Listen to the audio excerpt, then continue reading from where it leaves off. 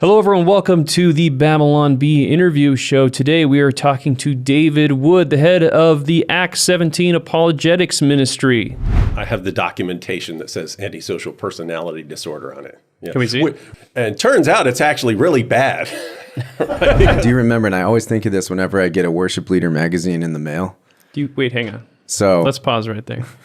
So you get Worship Leader magazines. What are they come like to the more church. than one? Like There's the penalty for leaving Islam is death. Muhammad said, if anyone leaves his Islamic religion, kill him. Did you ever learn to feel remorse, by the way? I don't think we did. No. Okay.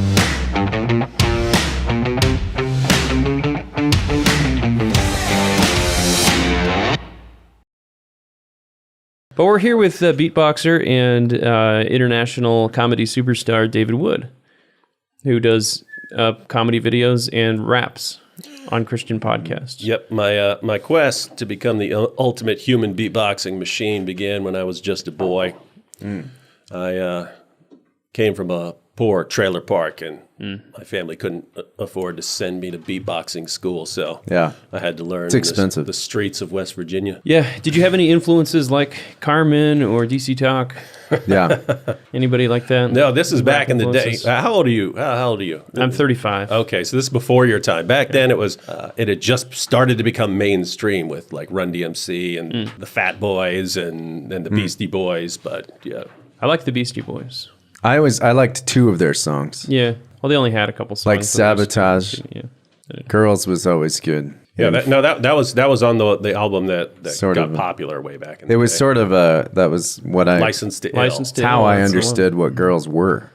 Was from You got a sheltered first- Christian upbringing. And in What are the these morning, girls? it's girls This guy's singing about. do the laundry. to clean the bathroom. That's right. These girls sound awesome. They do the laundry. I They was clean like, the bathroom. oh, that's what girls are. Yeah. Oh, weird. That's not a good first introduction to the female members of our species. No. That actually got worse because they had on that album, they also had Rhymin' and Stealin', which is them about being rapping pirates, and one of the lines was about going around plundering and raping.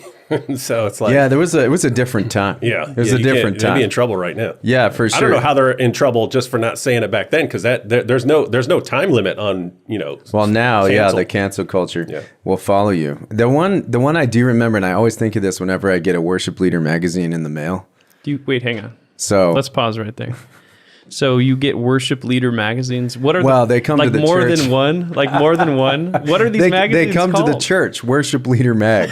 You know, Is it everything So, like- that I'm picturing in my head right yes, now? it's like a picture of Chris Tomlin with an acoustic Oh, guitar that Taylor made for him. 7 styles that you have to try. You gotta 7 try Lukes you need Bethel's to slay new this song. Sunday. Yeah, that's right. No, for sure. It's like how to be a you more bring some sexy in? worship pastor. Can you please bring some in?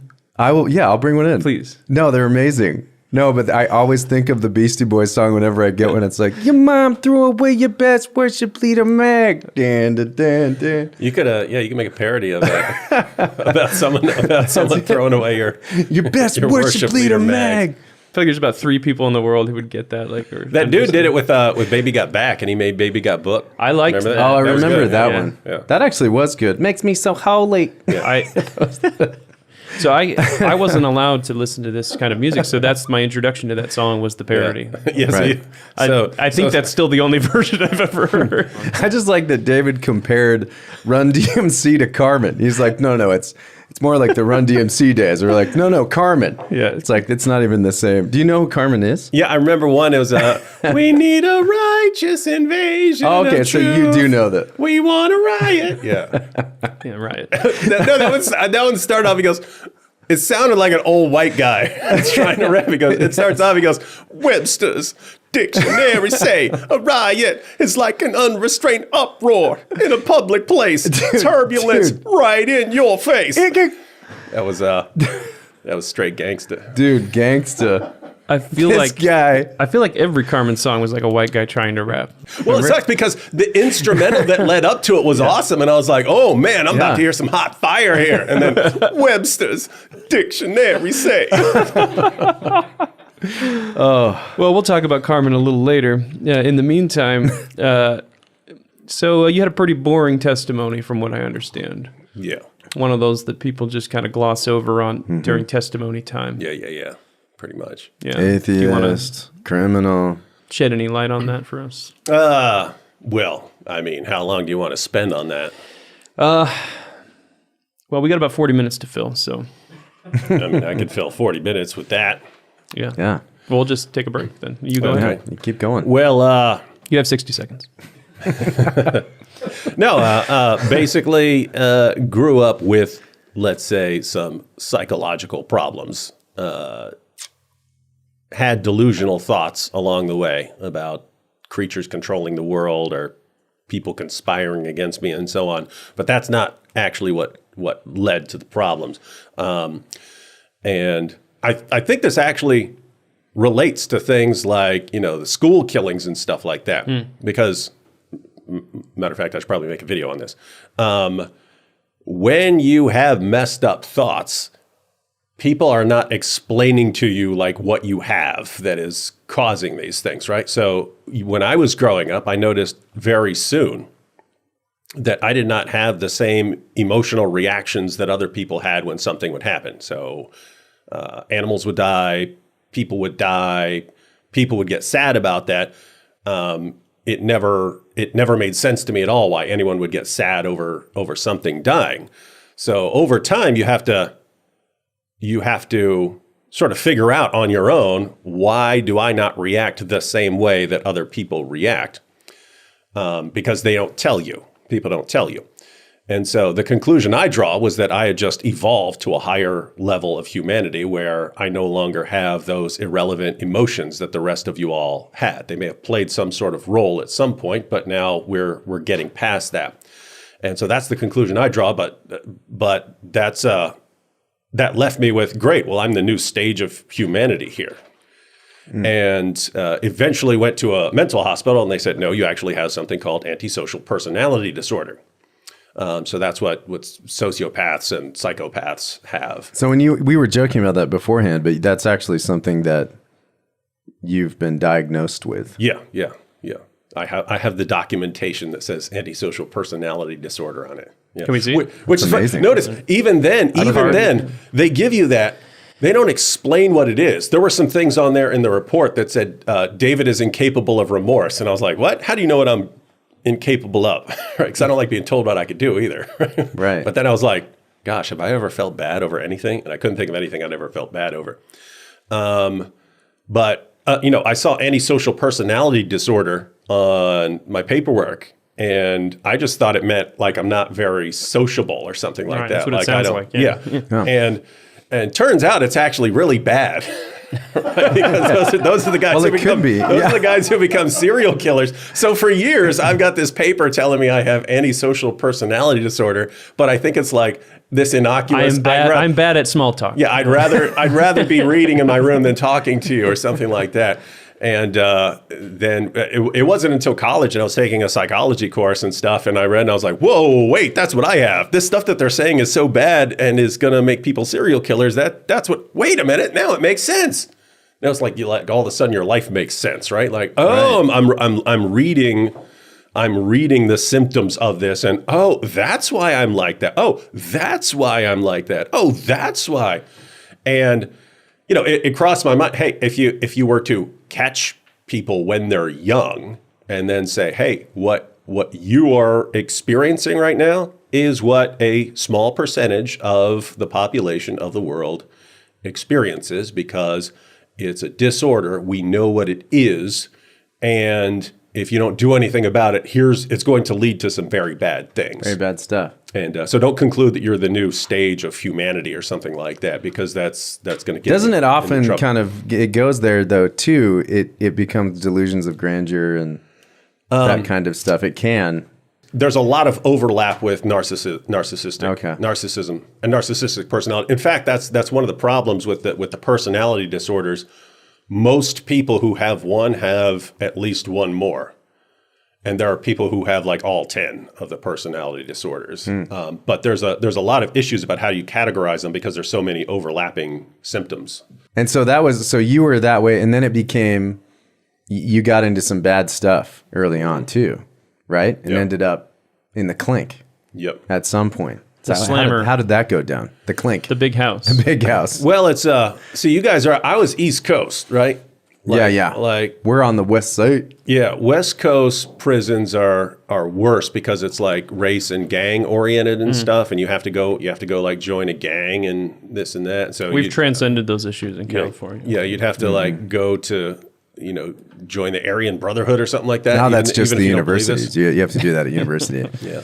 But fortunately, East Coast isn't like that. People might click up by, if they know each other or neighborhood or something like that. It's more affinity based. Like if you like to cycle, you can join one group. It's like small groups at a church. Spin class. Yeah. If you enjoy reading. If you get worship leader magazines, that's a whole clique in prison. Yeah, so I'm into paintball. ended up with a 10-year prison sentence. Little bit of time in psychiatric hospital, and Wow. mainly prison. That was under the old law, though. Under the old law, if you served a 10-year sentence, it meant 5 years. It didn't mean you were actually doing 10 years. You had what's called 30 for 30. For every 30 days that you don't get in trouble, then they take an extra 30 days off your sentence, and they call that good time. They could take that away anytime if you get in trouble. So, but it keeps building up so that by the time I was leaving, I had 5 years of good time. If I had gotten into a fight or something like that, they would just take that and say, hey, now you're serving 5 more years. So anyway, it meant that I served a little over 5 years, and that counted as a 10-year sentence back then. Wow. And you met somebody in prison that led you to Christ. Yeah, a guy named Randy. This was in jail. This is before prison. Jail's where you go like temporarily, and then prison's where they send you longer term.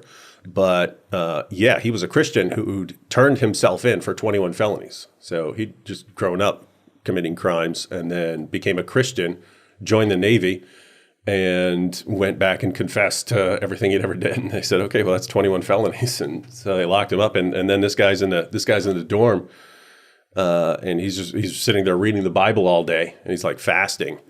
And first conversation, I walked up to him. I said, hey, you know why you're reading the Bible? You're reading the Bible because you're born in the United States. If you had been born anywhere else, you believe in something else. If you've been born in China, you'd be a Buddhist. If you've been born in India, you'd be a Hindu. If you've been born in Saudi Arabia, you'd be a Muslim. Because people like you believe whatever you're taught to believe. And then... Did you tip your fedora? No, but it turns out this guy knew a little apologetics and stuff like that, because he'd become a Christian like that, and so he was able to actually put up a fight, and he ended up spinning it on me and pointing out that a lot of the stuff I believed about the universe and life and everything else is just stuff that I heard in a class or something, and I believed everything my teacher was saying. So it's not hey, I'm the free thinker here and you just believe what you're told to believe. It's I believed everything I was told. Now I had some weird beliefs that other people didn't have, but as far as what I believed about how we got here and what we are and so on, it was stuff I'd heard. So you converted to Christ, got released out of the pokey. The pokey. I looked up, I Googled some You were slang like, terms. you did some. You went to study at Old Dominion University, and you bet Nabil Qureshi, and he started challenging about Islam, with the claims of Islam. We both joined the speech and debate team, and we went on a trip because you compete against other schools, and there were 4 guys on the team. And one of the guys on the team, we were all friends, but sharing a hotel room's different when we're going on a trip. And one of the guys was flaming homosexual, right? He called himself Madonna with a RuPaul twist, right? And so we're walking up, we're thinking, okay, the guys have I'm trying not to picture what that is. I know that guy, actually. We're walking, and there are 2 hotel rooms and stuff, and there are 4 of us guys, and Nabil and I didn't know each other. This is our first trip and stuff. We step off the bus, and Nabil goes, want a room together? And I go, yep. And so it's like the meme, like Muslim, Christian. Yeah, like that's right. But so Nabil and I shared a room, and then I knew his name's Nabil Qureshi, but I don't know whether he's liberal, Muslim, or devout or the anything. Branch Davidians, right? Had no idea what he's going Qureshi. to be. Yeah, kind of. And as a Muslim name, it means from the Quraysh tribe, which was Muhammad's tribe. That was the Quraysh in Mecca. I used to tease him saying, anyone can make up that name at some point in their family's history, right? Just to say that they're from the same tribe. Yeah. Because he looks Pakistani, not not Arab. So come on, dude, you weren't there, right? And so we end up in this hotel room, and I see him. I'm doing my Bible in a year reading. I'm in Isaiah at that point, and I'm over there reading Isaiah, but I can see him like pulling out his prayer rug and stuff like that, putting away his prayer rug. I was like, okay, he's devout enough to be bringing a prayer rug on a school trip. So, and then I'm sitting there reading, and I'm like, all right, Lord, if I start talking to this guy, everyone's going to start calling me a Muslim hater and stuff. So if you want me to talk to him, just let him start it. And it was right after that, he goes, so are you a hardcore Christian? I said, yes, I am. And it was cool. We stayed up all night that weekend. That's when I start making excuses and I ask God, like, can you give me another sign? Like, that's something else. That's what he ended up doing, because after a few years of arguing about Christianity and Islam, he concluded that Christians have a good case for believing in Christianity. But he concluded that he also has good reasons to believe in Islam. And I watched him change over time, because when we first met, it was Islam is proven true by logic and history and mathematics and science but we eventually went through all those issues, and he had to find out along the way that the evidence didn't bear that out. And so I asked him again a few years later. I asked him the exact same question because I wanted to see if he was going to say the same things. I said, so why do you believe in Islam? And he said, well, two reasons. One, it makes sense to me. And two, the people I feel the presence of God on most strongly are my grandparents, and they're Muslims. And that is a terrifying shift right there, right? Because if you're saying it's proven by science, that's something we can investigate. I can't investigate or prove you wrong that you feel something about your grandma, right? There's no way I can't falsify that. So it's like he went from the realm of the falsifiable to the non-falsifiable based on feelings as his ground for believing in Islam. We still kept at it though, and he eventually got to the point where he just said, okay, God, I see why Christians believe this and they have good reasons, but I still think I have reasons for Islam. So I don't know what to do. Could you give me a sign? Could you give me a dream? And so he had a dream, which was all symbolic. It was all like creatures and stuff. But he went to his manual. Like they have like a dream manual, interpreter, the dream manual of what different things the code breaker. Yeah, like this thing represents a friend. This represents that. And according to what it meant, according to his like manual thing, Islam was attacking him and about to kill him. And then I showed up and squished it. And then when it turned to attack me, Jesus came and chopped its head off. But it was so symbolic. So he had asked specific. Yeah, he'd asked for a dream. Chopped its head off. It got more specific. So he had asked for a dream, and then he got that one instantly. But then he prayed. He said, "Okay, I'm not going to base my eternal, choices about eternity on a weird dream that I have to interpret. Could you give me something that I don't have to interpret?" And so he has a dream where he's standing outside a doorway of a feast, and there's a feast in there, and he sees me at the feast, and he says, "David, I thought we were going to eat together." And I say, "You never responded." And so he calls me up, and he's like, "Hey, David, there's this. I'm outside this narrow door." I cracked up laughing. I'm outside this narrow door, and I'm looking inside, and you guys are at the feast, and I asked you about the feast, and blah blah blah blah blah. And he goes, "How would you interpret that?" And I go, "I don't need to interpret it. It's straight out of the Bible. It's straight out of the Bible. It's right." Wow. And that's amazing. So he went to the passage in Luke where, you're going to be outside the narrow door, and you're going to, there's the feast on the inside with Abraham, Isaac, and Jacob, and so on. And David. And he said, but it was funny because I said, I don't have to interpret it. And he had asked, God, can you give me a dream I don't have to interpret? That's fascinating. And so then he said, But Jesus didn't chop anyone's head off during that particular dream. No. Sad. And so then he had another one, and then he asked for a vision, and when he asked for a vision, he said the room went to black, and all he saw was crosses everywhere, and so on. And it was still months. It was still months before he converted. He was a stubborn fellow. Well, it's rough, and this is something for Christians to keep in mind.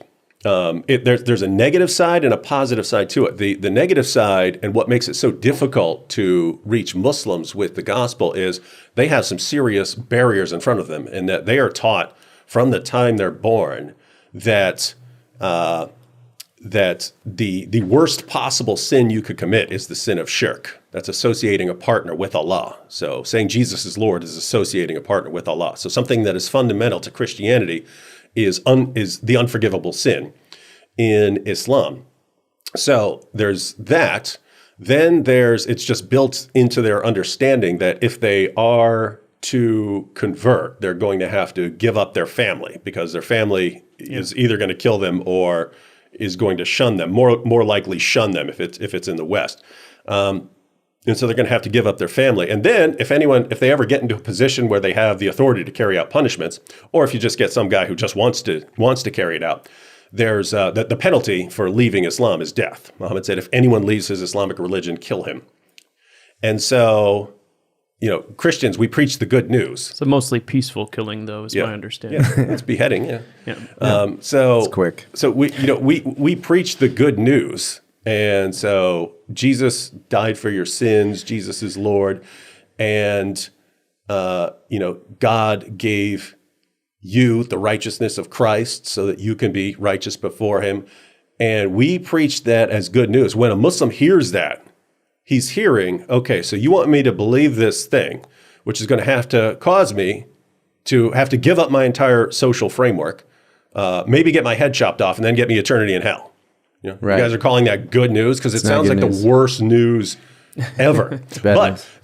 the cool part is when a Muslim eventually gets to the point where he says, you know what, I've been told all my life that this will get me sent to hell, and I'm going to have to give up my family, and this may get my head chopped off, but I want to know Jesus anyway. That's probably going to be a pretty cool Christian. It's going to be a very, very committed Christian. Yeah. This whole account. They're not going to be the kind of Christian who gets Worship Leader magazine, probably. No. They don't care about that stuff. They're also not going to be a progressive Christian, which means not Christian. So they'll be the ones who throw away your best worship. Yeah, that's right. My progressive Christian threw away. I'm sorry, we're going to go back, but this whole account is written about in Nabil's book, the first book that he wrote, called Seeking Allah, Finding Jesus. If you guys haven't read that book, you should read that book. It's a fascinating book. He also wrote another one called No God But One. That was amazing too. So also great content for people that are interested in engaging with Muslims. So that's awesome. We were doing some street witnessing in Orange County, and we came across some Muslims, and they needed to ride home because the bus hadn't come yet. So we said, sure, jump in our van. And they get in, and they're like, one of them studying nuclear engineering, one of them studying electrical engineering, one of them studying rocket science. Nice. And we're like, that's an interesting combination. But anyway, we said, oh, we're Christians. And they said, oh, so you believe in three gods. That was the instant first objection. Is that common? Is that like the main? It's actually built into the Quran, right? So the Quran says to reject the Trinity. It'll say, don't say three and things like that. The closest it ever gets to defining what the Trinity is Surah 5, 116, where Allah is asking Jesus about all the confusion over him on the judgment day. And Allah says, did I tell you to take you and your mother as gods in addition to me? And so this is in a chapter where you're told to reject the Trinity, and then you get to what the Trinity is, and it's God, Jesus, and Mary, and they're three separate deities who just work together closely. And so, what's interesting is I understand a 7th century Arabian caravan robber misunderstanding who's even in the Trinity, right? I understand that. Wait, I'm hearing you guys talking about the Trinity. I'm hearing you talking about Jesus, and I'm hearing you talking about Mary, the mother, and I'm hearing you talk about the Father. So that's what the Trinity is, right? I understand Muhammad missing that, not understanding that. It's very weird that God in his word misunderstood that, right? It would be weird if the Quran's supposedly the word of Allah. I expect Allah to actually know what the doctrine of the Trinity is.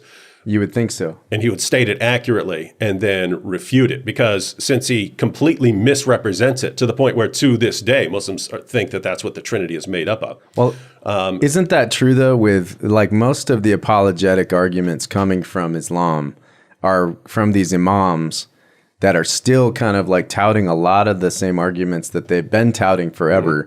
Things like the Injil, the New Testament, being corrupted in the year 300 by the Apostle Paul. Like that's still something that people say, right? Yeah, insane stuff like that. I play a clip. I played a clip by Sheikh Yusuf Estes, one of the most popular Muslim speakers in the world. I played it for Bart Ehrman during an interview. Oh, interesting. Ehrman almost died laughing at it, but this guy's popular, and what he was arguing was the Roman Catholic Church was founded 3 centuries before Christ by Alexander the Great in Rome to be the cult of the Roman Empire. And so it was just interesting that it was Alexander the Great starting the Catholic Church in Rome. But it's Can you get us a fact check on that, Dan? Would you mind Googling that real quick? And also Bart Ehrman. That's cool. And it's just interesting that this stuff thrives in an atmosphere of ignorance, right? I call it Islam's 99-1 rule, right? These guys know that when they're talking to an audience, at least 99% are not going to question anything their guy's saying. They're trained not to. Maybe one at most might go look into this and say, this is just ridiculous. Coming up next, for Babylon Bee subscribers. And how do we make sure that she's not committing adultery with the dude while I'm gone? And so we need the wisdom of Allah for this. That's when Allah revealed in the Quran that if you have to be out of town, your wife has to be around a dude, and you want to make sure you can trust him, have her breastfeed him 10 times. And after 10 breastfeedings, he'll be like a son to her. This has been another edition of the Bee Weekly from the dedicated team of certified fake news journalists you can trust here at the Babylon Bee.